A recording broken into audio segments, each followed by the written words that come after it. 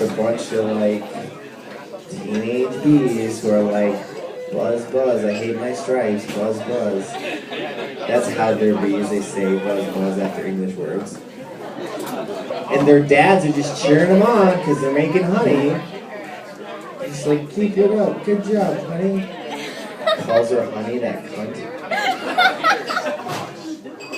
It's called a bee father cunt. That's what we ended up tonight. Alright, this next guy was performing a little earlier and has a showcase once a month in Hamtramck at Small's Bar, Ray and Laura's Comedy Showcase, on Thursday nights before ours each month. So keep it going and start clapping right now for Mr. Ray Hollifield.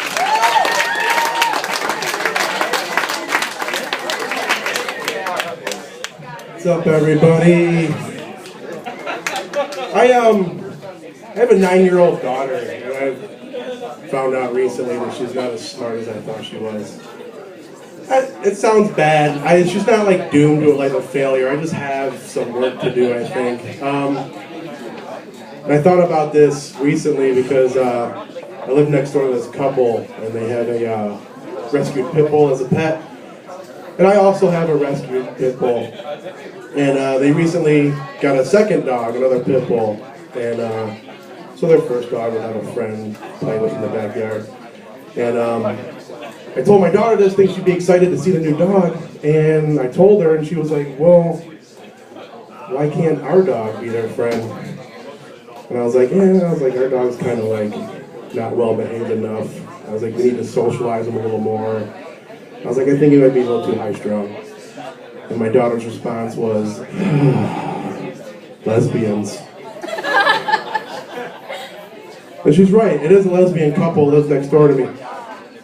But my daughter just thinks lesbians are people that have rigorous screening processes for their dog playmates. And they do. Like, they're really fucking picky about who they want their dogs around.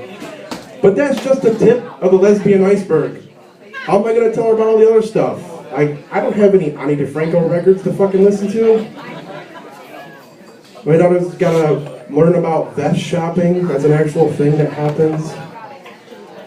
I don't know, man. I don't even think a 9-year-old brain can just wrap around the logistics of scissoring. Hey guys, don't like scissoring.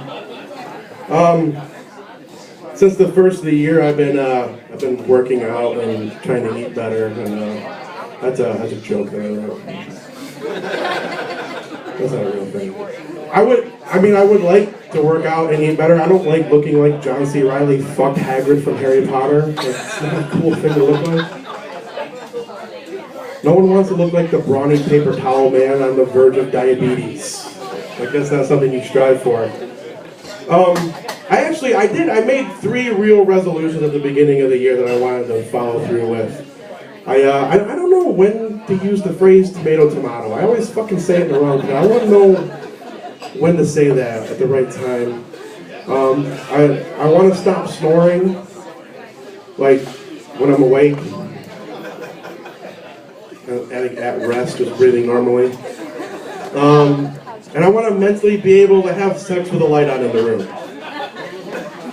I think if I lost weight, I could kill 2 of those birds with 1 stone. But when you say you want to lose weight, everyone's got a fucking tip for you, right? Like, I had a friend told me, like, keep a meal journal. Write down everything you eat all day, and then I'll help you keep stuff in check. And I did that, and it just looks like a fucking book of last meal requests from death row inmates. It was fucking horrific, man. When people say don't fat shame, that never works. You know, like if you got a friend, like don't tell them they're fat. You're just gonna bum them out. You're not gonna inspire them. And a related story. I don't know if you guys know this. Julia Roberts had a half sister, and she committed suicide last year. And like in her suicide note, she cited Julia Roberts fat shaming her as one of the reasons why, which is fucking awful. But I mean, I wouldn't say it never worked then. You guys, you know what they say, man. Tomato, tomato. And, I work with a young guy who is he's like in his early 20s and he's really skinny, And I noticed that he's been coming into work lately with like this big canister of like weight gain powder that he got from like GNC. And I asked him, I'm like, hey man, what are you doing? Are you working out or whatever? He's like, yeah man, when I broke up with my girlfriend, like she just said I like was too skinny, so I'm like trying to put on some weight. And I'm like, oh, all right, that's kind of cool, man. And then I noticed like 2 weeks later, like he's just coming in with like fast food bags and like large pizzas and 2 liters of soda, and I'm like, oh fuck, man, like he must be really depressed, like he gave up already. And I realized, no, he's found a fucking better way to gain weight. He's just doing what I do. Like he sees me doing this shit every day. The results are staring him in the fucking face. And they're fucking bumming out. Not that I eat like shit, I know I eat like shit, it's fun. But I didn't know there was this whole fucking demographic of young guys that think they're too skinny that I could have fucking been mentoring this whole time. Like all I had to do was rent a fucking abandoned warehouse, like a CrossFit gym, and like get those, you know, fucking boxes that they jump on. And we're gonna fucking sit on those and just fucking eat pizzas and shit. Go paint like inspirational fucking quotes on the walls. Like the proof is in the pudding. Like it's literally, it's in the fucking pudding that we're sitting on these boxes eating right now. If you don't feel like you constantly have to shit, you're not trying hard enough. I missed the calling, I think, man. I'm getting tired of, I got friends that post like these inspirational videos on Facebook. And I don't know, I get fucking sick of seeing them. Like, I mean, they're fun to watch. I got a friend post one the other day, and it was like this guy with no arms. Like from the elbows down, no arms, and he's riding a bike. And right in the middle of the bike ride, he stops and changes the fucking bike tire with his feet. And I'm like, that's pretty amazing. It was a cool video to watch. But then she has to caption it with, don't ever say you can't do something. And I'm like, well, this shit has nothing to do with what I can't do in my own life. I can change a bike tire. Like the regular way, like with my fucking hands, like I'm supposed to. I can do that. I want to see videos of people doing stuff I can't do. They get a video of someone tying their shoes without almost fucking dying. Can this guy tie his shoes with my feet? That would help me. Show me a video of someone maintaining a healthy relationship with someone that cares about them and they're not constantly trying to self-sabotage it every day from some deep-seated issues they have from some shit that happened in their childhood. I can't fucking do that. Show me that video. I think domestic violence kind of got out of hand this last year. It's a weird thing to say. Like it was cool up until last year. It was never cool. I mean, like domestic violence in the public eye, like in professional sports and stuff. I think we heard more about it this past year than any other year. Like there's a lot of football players got in trouble for it. I don't know if you guys know this, there's an MMA fighter, he's on trial right now. And his name's John Copenhaver.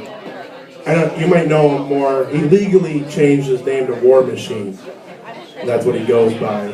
You might know him, you might have heard that before. But he was dating a porn star named Christy Mack and he like almost beat her to death. Like he broke 18 of her bones and ruptured her liver. And then like, I've been following the story online, and like every time you read it, like there's comments like, "These girls know what they're getting into. They know football player, MMA fighter." And I'm like, that's fucking bullshit. Like right from the start. First of all, no one deserves that as an outcome because of the person they chose to be with. And second of all, you're generalizing all football players and MMA fighters. Like they're not all women beaters. You know who you can say that about? 100% of the people that legally changed their name to War Machine have almost beat their girlfriend to death. Like, that's the next step in that fucking timeline. Like, I think War Machine would be a cool name. I'm gonna legally change my name to War Machine. I'm gonna almost beat my fucking girlfriend to death. Like, that's what that guy is gonna do.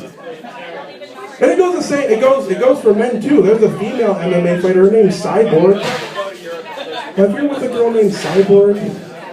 and you're making love, and she just snaps your fucking ribs with a body triangle, that's on you. You can't be fucking with people named after machinery. Like, they're not people, they're not humans.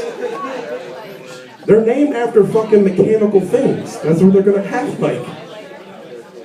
Alright guys, I'm gonna close with this. I listen to the radio a lot at work, and the other day, Time After Time by Cyndi Lauper came on, and I fucking love that song. So I turn it up, man. And my coworker comes up to me and he's like, dude, don't you feel gay when you listen to music like this? And I was like, I don't know. I don't know what being gay feels like. I'm not gay. And he's like, you have to feel a little gay when you listen to songs like this. And I'm like, well, now you're making shit weird. Well, what's a little gay? Like watching a fucking UFC pay-per-view with your friends, and you start practicing some moves in the living room. One of you pops a boner in side guard, and then you both come to Joe Rogan's post-fight commentary. I don't know, that sounds a little gay. I don't know. If there's a little gay, there's a lot of gay. What's a lot of gay? Just passionately throwing cocks down your throat like a hot dog eating contest? Dipping them in water so they slide right down? I don't know. I don't know if either one of those things make me feel the same way I feel when I hear Time After Time. I could be missing out on a lifetime of this wonderful fucking feeling I get, and I don't know it. I don't know, maybe there's like a middle road, that I can find, figure some shit out. I don't know. Invite one of my more handsome friends to the cider mill.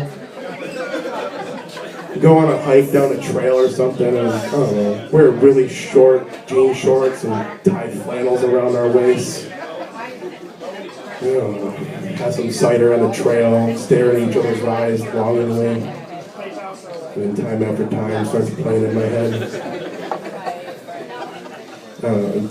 I want to take some of them donuts home. I know that. Fucking cider milk donuts, take those home. Put our dicks through the holes. I don't know what people do. I know I would suck a better cock if I had donut incentive. I know that. Alright guys, well, that's my time. Thanks a lot. Sticking around.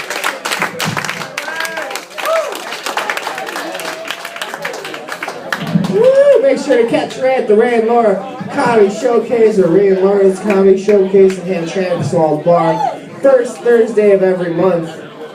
They just had it last night and you missed it. Yeah. I know. It's okay. Next time, whatever. Whatever. Alright, are you guys ready? Just in general? Just